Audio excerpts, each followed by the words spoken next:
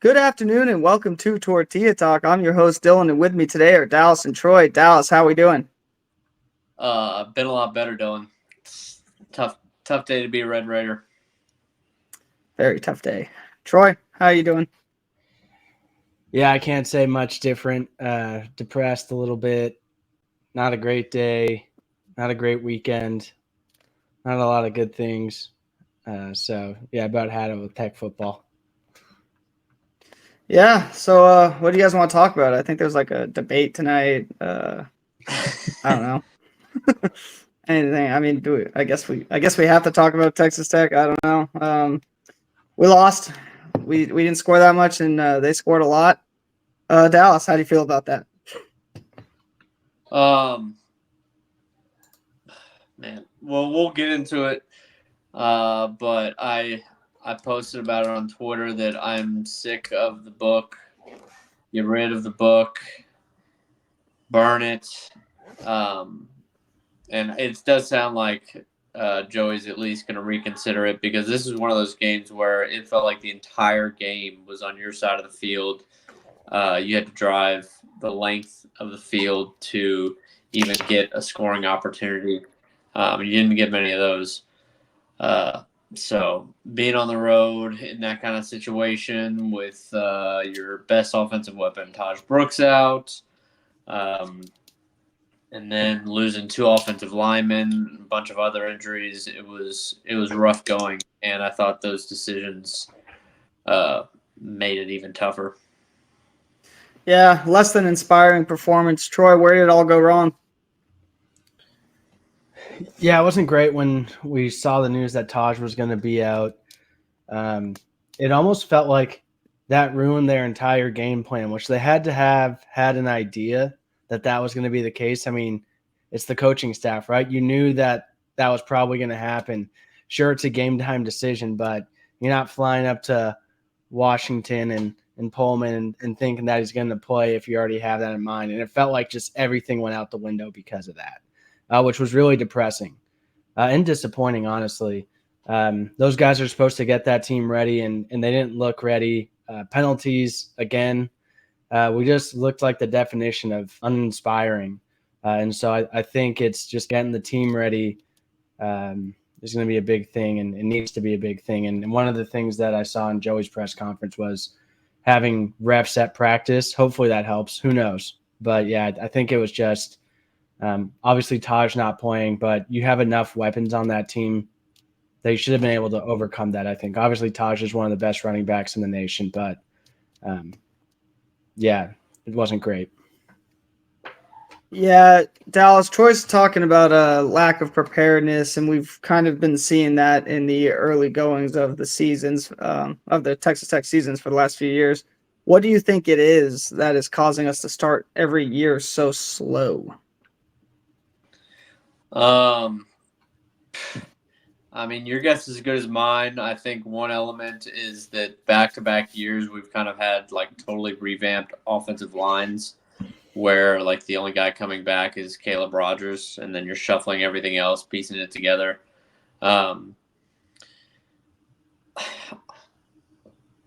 I keep coming back to like what is like slowly degraded like over the last 3 years, because we have the first season we beat Texas in overtime. We knocked down the South end zone after beating Oklahoma. We have our first conference winning record in 3 or 13 years or whatever it was.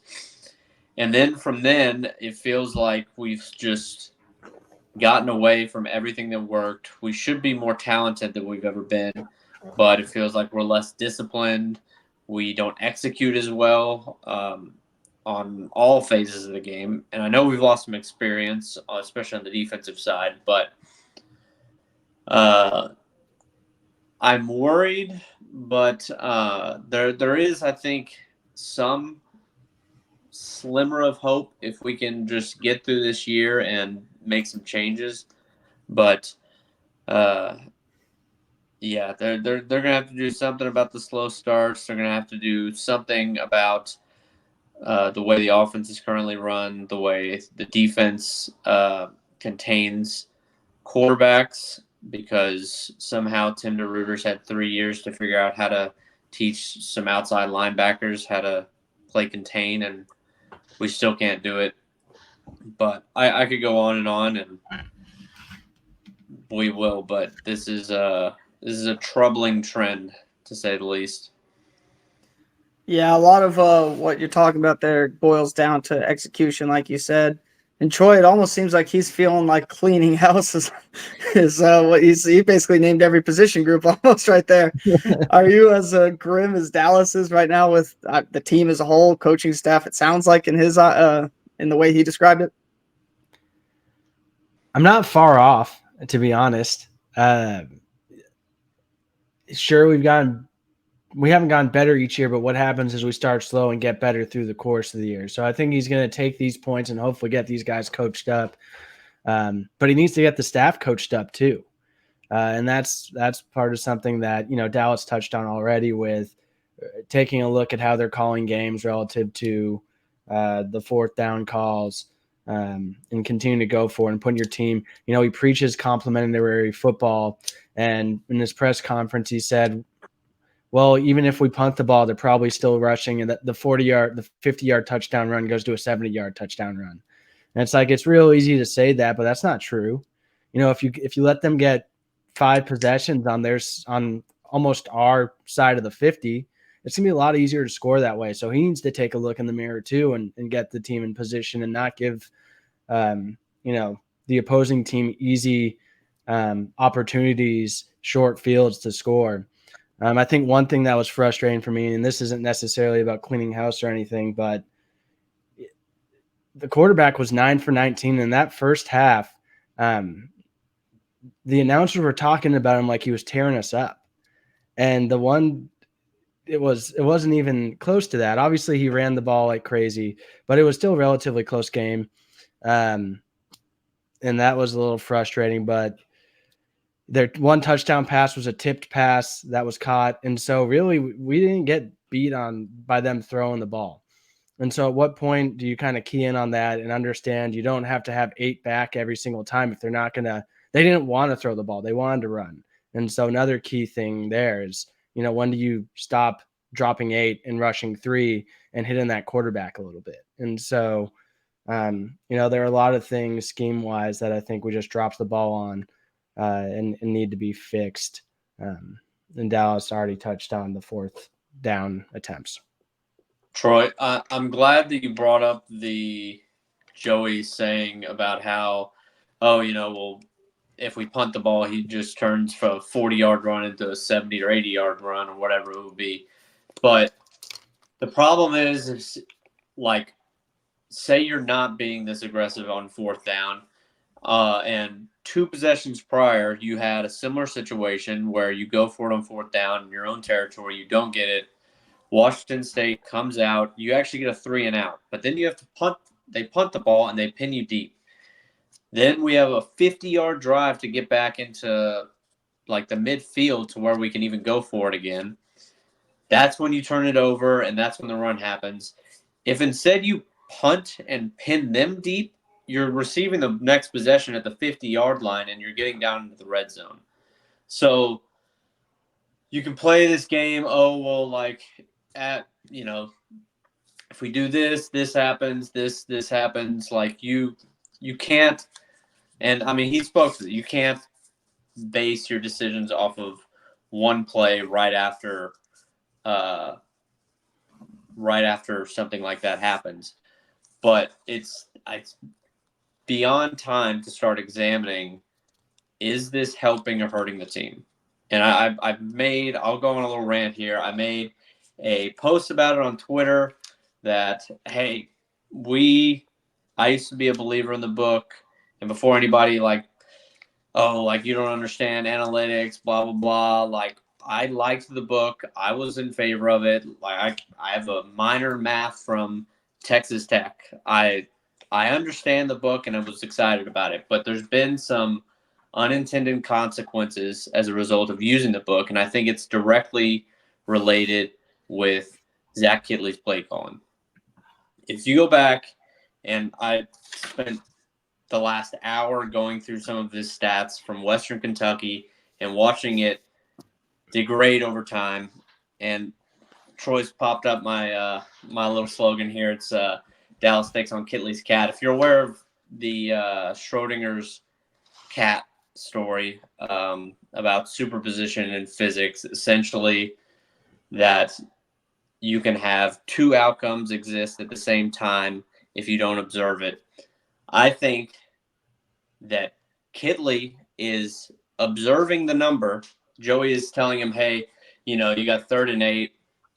You got to get 3-4 yards to pick up enough yards to go for it on 4th down. So instead of, hey, we got 3rd and 8, we got to pick up 8 yards. We got to be aggressive, push the ball down the field. He's handing the ball off. We're running stuff to pick up yardage just to set up the 4th down play. And the 4th down play. It's crazy. It's crazy, but I honestly think they've said it multiple times. And so, like, for instance, and people have talked about, in the media about how much we go for it. Their first year, we were number 1 in the country in 4th down attempts. Last year, number 8. So far, we're number 5. Zach Kittley's first or only year at Western Kentucky, they were number 71 in the country. And it's a big difference from number 1 to 71. Like, it doesn't scale linearly. So when you look at, okay, what does that then impact on 1st and 2nd down? Because you look at Zach Kittley's offense in Western Kentucky. They led the country in total 1st downs, and they were number 14 in the country in total plays. So they were moving the ball. They were playing a lot. And Tex had, they've run the same tempo that he did at Western Kentucky. They've been number 1, 17, number 3 in the country in total plays run. But we're getting different output out of it. So while being number 14 in the country running plays, they were number 111 in 3rd down attempts. They got to the 3rd down better or fewer times than 111 teams in the country. They were one of the best on 1st and 2nd downs. Since then, his first year at Texas Tech, do you want to guess who led the country in total times getting to 3rd down? Texas Tech. Texas Tech. Following year, got a little better, went up to 16, but now this year we're already back at number 2 in the country in 3rd down attempts. This is dramatically – there's other issues, like we have penalties going on, but you can go back to Kittley's offense, and it's never been, penalty-free. He was in the 70s while he was at Western Kentucky. But knowing that number, I think, has broken his brain. I don't think he can operate this way, and I think it's gotten worse and worse as he's gotten more ingrained in Joey's system, that he's not playing to move the ball and score. He's playing to move the chains. And, I think anybody watching Tech can see, it's not an aggressive offense at all. And, people freaked out about the screen calling in this last game. I know Troy's got strong feelings about it. In the situation they were in, I don't hate it, and they averaged 8 yards a carry, but just nothing down the carry.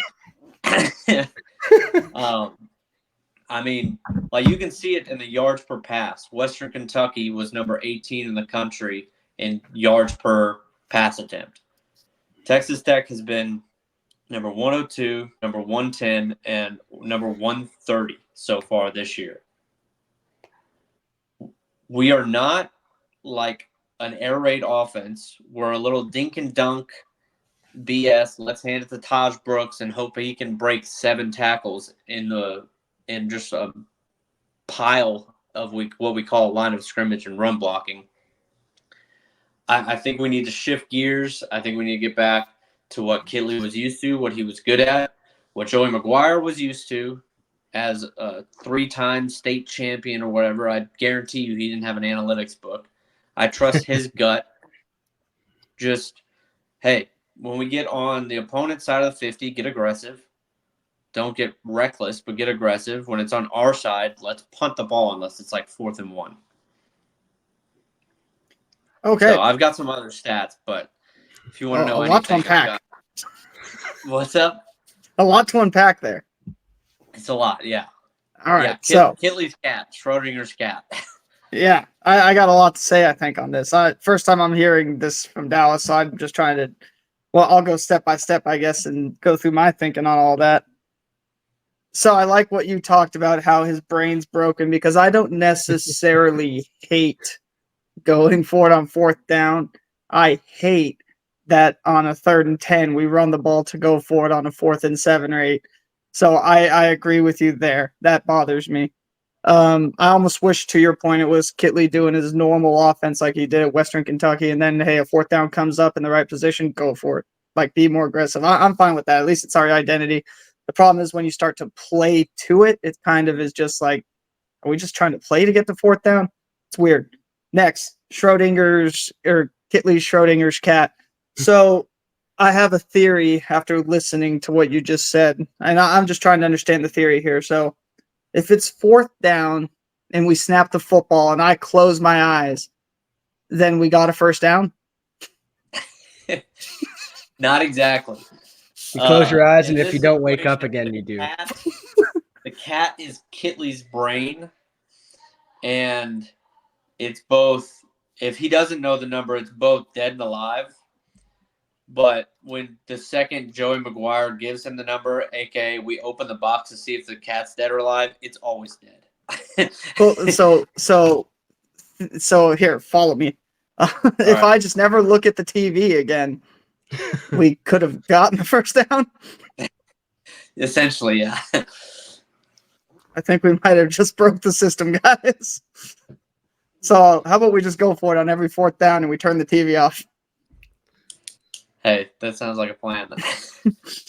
But yeah, I do. I think I agree with that point a little bit on the stance of it. It just feels like we set up 4th downs to go for them on 4th rather than play the normal offense and then go for it when the time calls for it. But I'm glad you also talked about the screens, because I was going to let you two kind of go off on the same question, since my text messages all the last few days have just been you two arguing back and forth. So I'll just give you a generic question, Troy, and I'll let you go off, and I'll give Dallas the same one after. Troy, what's wrong with the offense? I don't know if so. The 2 games were totally different, right? And so you can't draw a conclusion on 2 games, especially when we looked vastly different in both, and we were missing a huge piece. I did want to touch on one thing though, since Dallas brought up away and he brought up the 4th downs. I'd be curious to see that breakdown of going at 4 on 4th away versus home. And I know you touched on a little bit in that tweet, but I wonder what the difference is, because another big difference too is Morton on away versus home too. He throws much more interceptions. His completion percentage is almost at 50% even, and where he's usually 62% at home, 62, 64. And so that's a big issue. And I've already touched on the coaching piece, but how do you get that guy ready, and how do you get him in the mindset that he's capable, fully capable? Didn't look like it though. But okay, so what's wrong with the offense?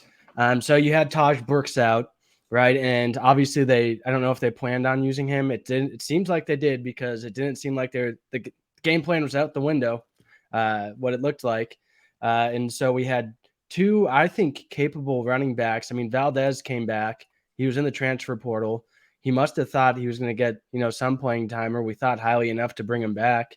And Dickey, who's the same build as Brooks, is similar. Obviously he's not quite the talent level, but you only let them rush. It was barely over 8 times, if that, each of them.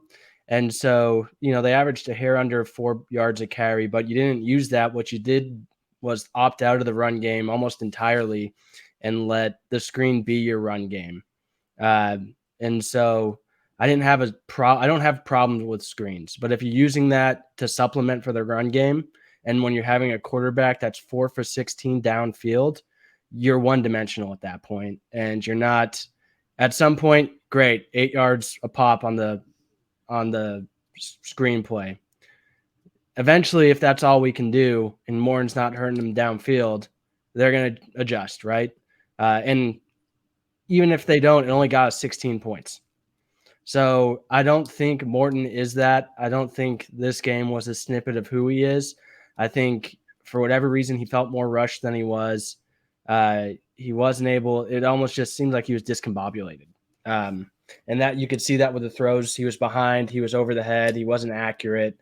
And so we resorted to let him throw a 5-yard pass, lateral, not down the field, and hope the guy makes a play. We have great athletes, right? Screens make sense. But that was what they resorted to because they went away from the run game and they could not complete downfield passes.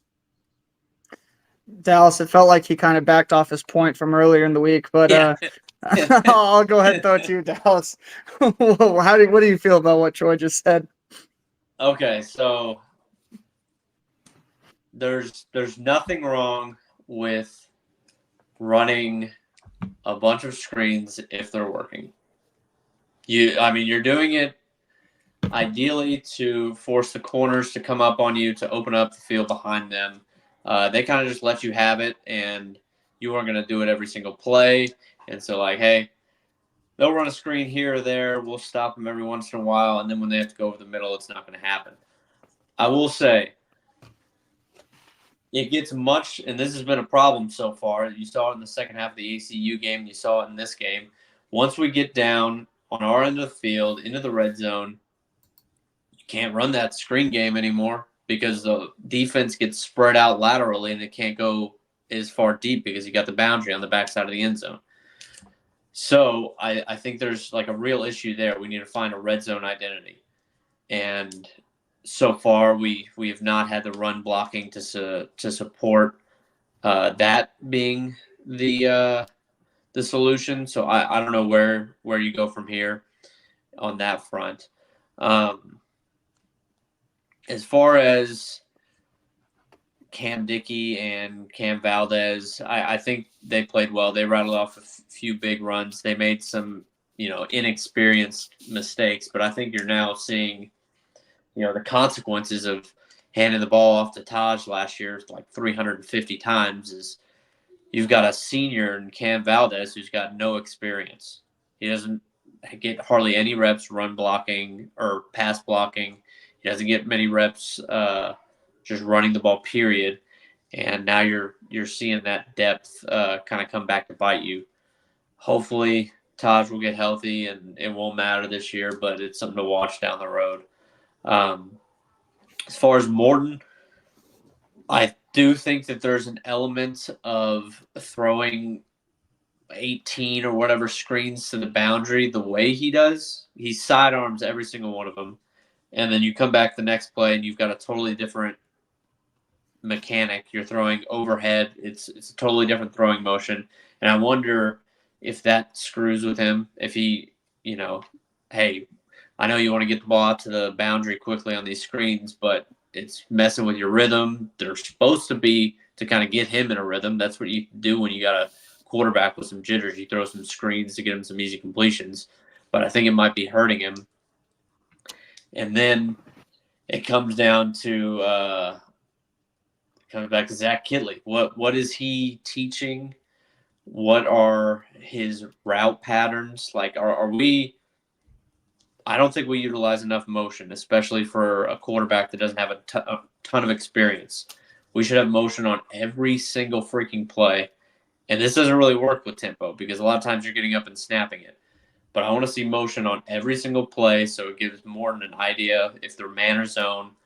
Let's check into something to beat whatever we think they're going to be in and give him a better shot at completing some stuff downfield. Because right now, Kittley was asked about this in the press conference, why are you going tempo so much? What's the advantage of it? And he said, the only successful drive we had all night was in the third or fourth quarter, whenever they scored that last touchdown, and we just went tempo. It's well, they were playing off of you and just giving you 6 and 7 yard passes all day because they were up by 1,000. So I don't know if he knows exactly what the issue is. He just sees, oh, we scored on this drive, i.e., this is good, or this play worked here. That means this is good. Like everything requires context, and I don't think that he's capturing that. Oh man, yeah, that is true. It's definitely a lot easier to move the ball when they're playing prevent defense because they're up by 90. Troy, how have these first two games changed your outlook on Texas Tech's football season? I want to touch on one point that Dallas just had. You have such dynamic weapons on offense, right? These four guys that we have on as receivers and tight ends, get them in motion, find who has the weakness in coverage and go to that guy. Or if it's zone, find the hole. Like they can catch the ball and move. And they showed that this game too. It wasn't like Morton's completions that were good were down the field either. They were guys catching it 4 yards and then making plays. So let these guys get open, find out if it's man, find out if it's zone, and act accordingly. But Dear God. So now you like screens. I don't. I didn't say, well, I wasn't saying the screens. I said that it was a 4-yard cross route and Douglas goes for 25 after that. It's not, if he's open, because of a pick play. I mean, your argument was give your guy the ball and let him make a play. Sounds like you like screens. I'm saying that they're dynamic enough too. But how has it changed my outlook? I know obviously we all got on the podcast and on that one, I lagged out, so I didn't get to give my season prediction, but obviously everybody was very high on Texas Tech. And so I'll say it's altered, obviously. I mean, we haven't shown anything that's been inspiring. And so to say that we're going to have a good season is really tough right now. I joked around with Dallas earlier about his tweet and his ear having to be lopped off. And so we're getting close to that. And his response was, we haven't even entered Big 12 play, which is a good response. I mean, we're still 0-0 in Big 12 play. And so I think UNT will be very telling. I know we'll get into that. I'll say it's altered it. I'll be happy to get to a bowl game, and I'll be happy to get to over the win total at 8. I'd be ecstatic if we got to 8 at this point. And so at this right now, it's definitely changed. Where I thought we were for sure bowl team, worried about getting to that point now. Yeah. Dallas, how's it changed for you? Yeah, I mean, if you keep heading down the path that this team feels like it's heading, like 6 wins is lucky and fortunate. They've got to make dramatic changes with, like I said, I think their 4th down philosophy needs to change. Your offense currently isn't good enough, and your defense isn't good enough to give them short fields. I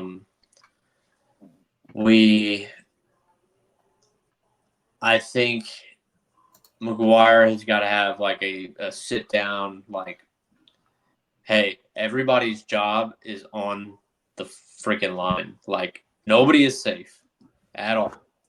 I'm talking players, coaches, anybody. Like, lock in, like, enough of the hype. I think Joey can get a little too positive. I mean, I think that's an understatement, but I think he needs to like hold his guys' feet to the fire, and I'm not sure that he's like really capable of that because just kind of the guy he is. He's he's positive. He cares about the relationships. But if this thing goes down the toilet this season, he's got to be ready to make all those changes anyways, or he's not going to be employed here for too much longer.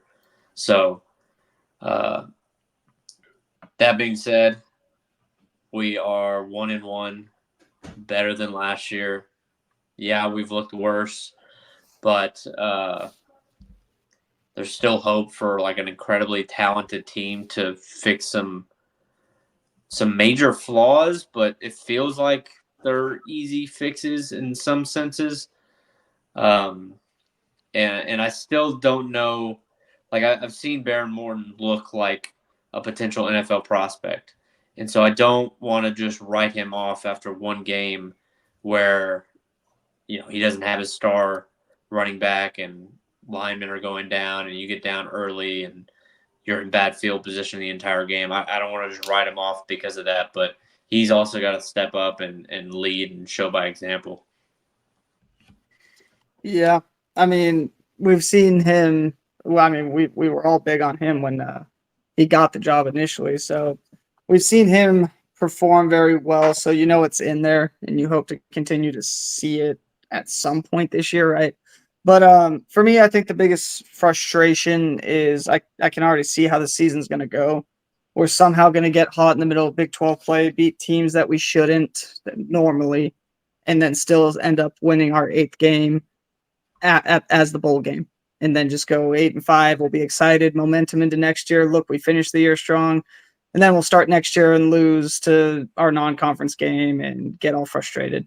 So it just seems like a cycle. I just wish we would win the ones that we feel pretty confident that we should, and not have to, upset some teams just to say, hey, we fixed it, when it's too late for what we want to be. That being said, I mean, if we're continuously winning 7 games every year and winning an 8th in a bowl game, that is better than our recent history, So is that what we want to be? No, we obviously want more, but I can't say that that's enough to make me say everyone needs to reevaluate their positions. But it's just frustrating when it's the games you should be winning are the ones you're losing. That's just what hurts. I don't know.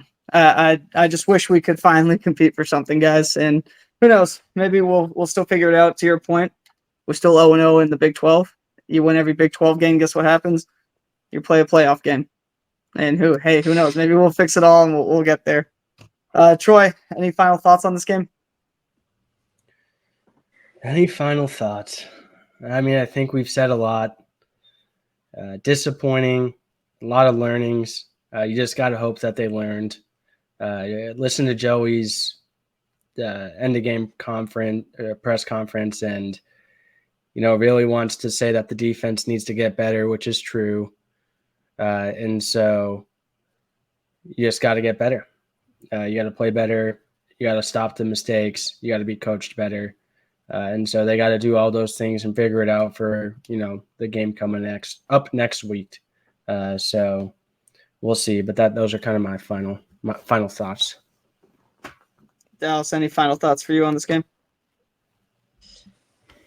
Not so much about this game, but I'll say this about everybody losing their mind over, Micah Hudson not getting playing time and stuff, real quickly.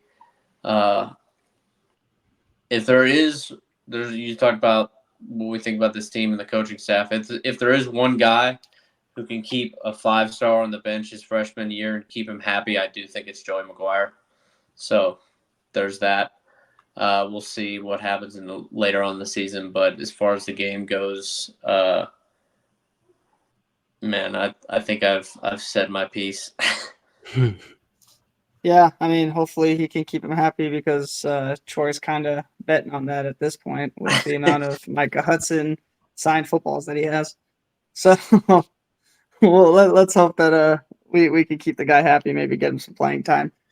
I guess we'll go through. I don't want to hold up too much time into this, but we'll go through some of, or I guess the preview for North Texas next week. I'll start with you, Troy. This is a big game for you personally. Kind of explain what's going on there. Yes. So my wife, her dad went to UNT, and as been mentioned, the Fighting Chucks is what we call UNT in this house. Stems from me and my brothers. Whenever we're talking about football, the joke is, hey, what do you got on UNT? And it eventually came to, hey, what do you have on the Fighting Chucks, which is his name, obviously.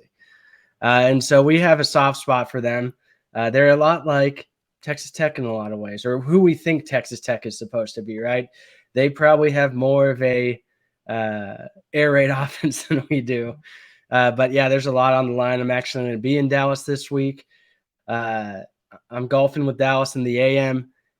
Which obviously the game's at 11 a.m., but we'll be back for the game, and I'll be watching it with Chuck. And so, yeah, we just need to take care of business. I was shocked at what the line opened up at. And so that's what's riding for me, Dill.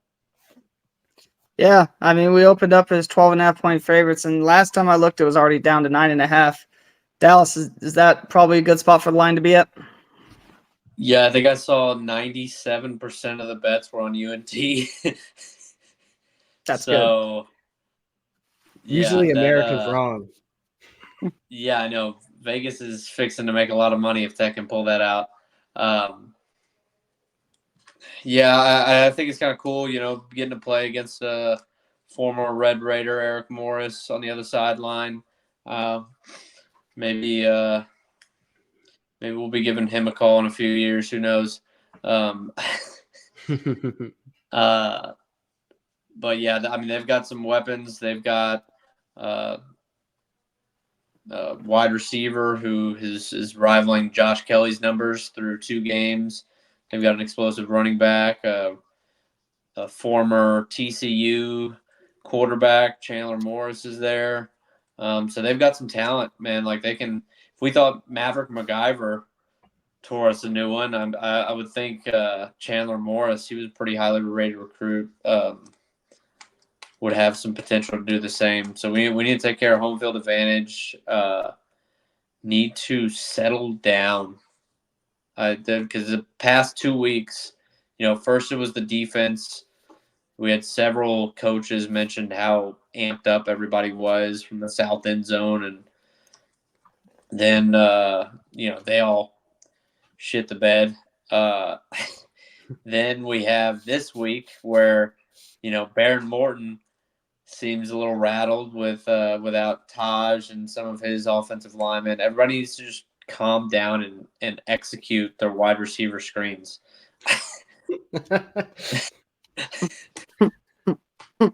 Dre McCray needs to block on the outside for these screens. I'll give you that. That was insane personnel right there. You can't even get the right guys on the field for it. Dear God. All right, Troy, how do you see this one playing out? I did want to touch on, I think relative to Dallas brings up Chandler Morris. Obviously, he's talented. SFA sacked him 3 times, and he threw 3 picks. So it's a big prove-it-to-me game for the defense. If you want a spot to prove yourself, get to him, hit him, and get him to be rattled like Morton was on the road. Prove it to us, right? This is where everybody probably needs to take a step up in their game and figure it out. I touched on that they were an air raid offense. They are every bit of an air raid offense. They throw the ball. They had a few receivers that had a bunch of yards. I got to watch this team because of the Fighting Chucks. I got to watch it from a box last year, which was a really cool experience. Thank you, Chuck. But they looked really good. They'll tear us up just like ACU did if we let them.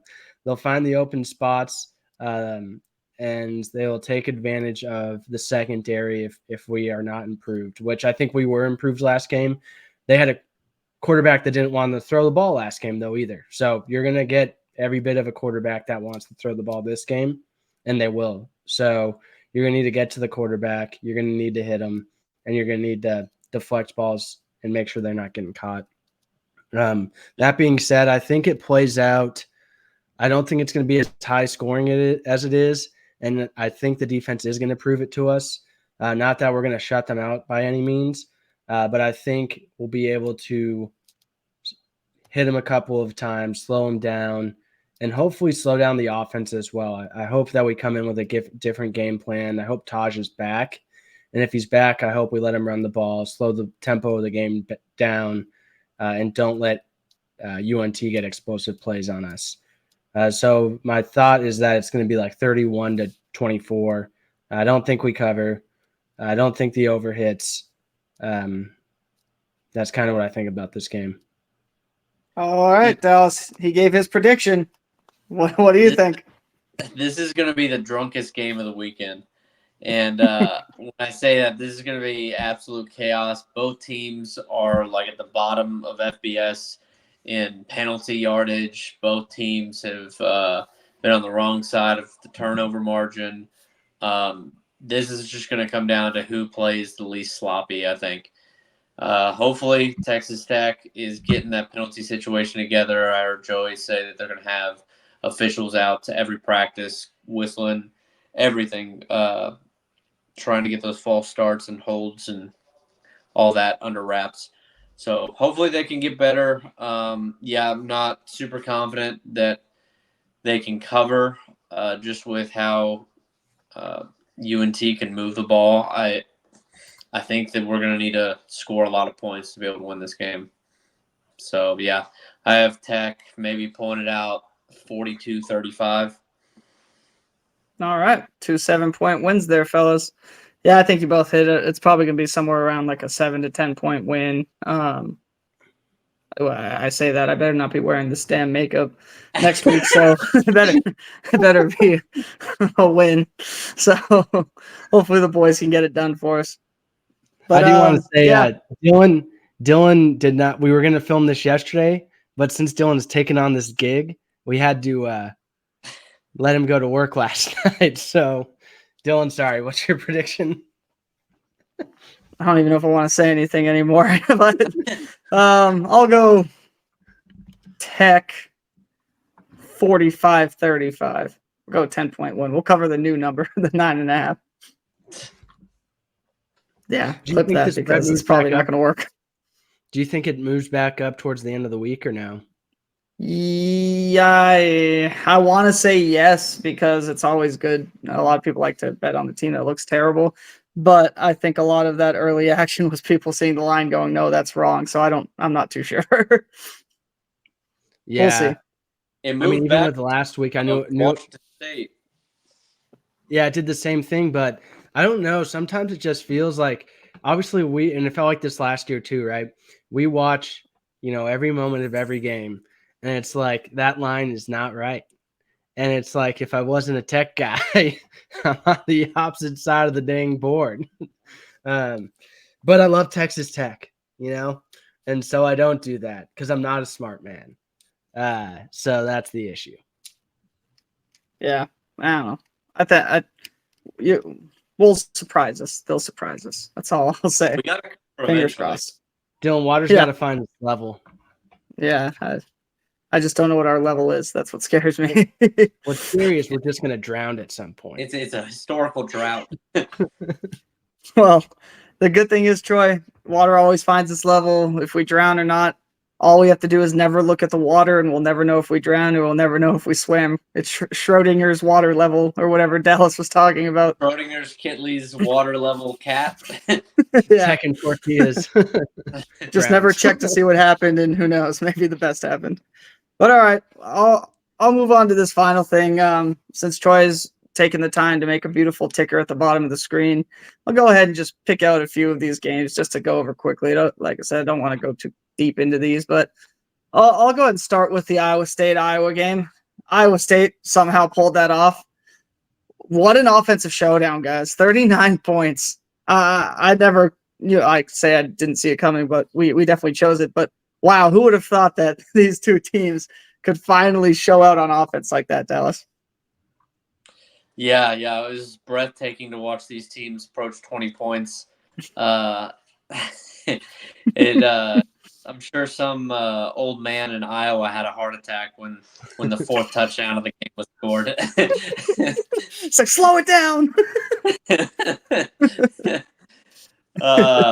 Yeah, dude, I think Iowa State, it was kind of like what we hoped Tech would do the second week. Iowa State looked kind of rough in that opening week, and then they bounced back, looked pretty solid, and come back in a win against Iowa on the road. I think they're going to be in the mix for the Big 12 this year. Yeah. Troy, Coach Prime and the boys. I think we're all on that side. What happened there? I did want to just say I really liked Beck in that other game. He showed a lot of resolve, and he came out in the second half and played great. All right, sorry. Coach Prime, holy smokes. And a lot of news coming out about what they're not allowed to play their theme songs or the band's song after touchdowns or something because they got to play Shador's song or something. I don't know. I think that was fake news. I think somebody made that up, but I thought it was, and then I is saw Troy getting got? Well, I saw it on Cover 3, and I said, surely they're not getting got. But anyway, I don't know. They might have gotten got too. Everybody's getting got. I don't know what happens, to be honest. Travis Hunter's a dog. Shador's draft stock is falling. Obviously, they played against a really good Nebraska team. And so, give them some credit for that, but they didn't do anything against them. So I don't know. I mean, run the same defense that Tech was running. Obviously, be a little more talented, but you can drop 8 against them because they don't want to run the ball. You're not going to have a quarterback run for 200 yards. Shador's not interested in that. I think he's interested in the next level, right? He wants to go to the NFL draft. And so he's trying to throw the ball, make them throw the ball. And if you have a talented enough front three, you'll be able to get to him because he's very gettable too. He got sacked 4 times, almost in like it was almost the first quarter, it felt like. But I know, it wasn't good football. So I think the playbook's out on them. They'll need to make changes. The problem is I don't know how many guys are interested in staying there even through this year. So I don't know how much better it gets for him. Yeah, no, that's fair. We kind of all believe that they were overhyped and probably doesn't get better from here. But Dallas, is the Big 12 better than the SEC? Because I know obviously Oklahoma beat Houston, but Houston looked a little tough. You had Oklahoma State beat Arkansas, and you had Arizona State beat Mississippi State. Big 12 better than SEC? So there's some wild games between the Big 12 and SEC. The Houston game was weird. I have no idea what to think about them. Oklahoma might just be bad. I'm excited to see my Vols go play them. In 2 weeks, I think. Donovan Smith, 24 for 28. At least it looked like this weekend we were better. Arkansas, if Sam Pittman doesn't have like meatballs for brains, I think they should win that game.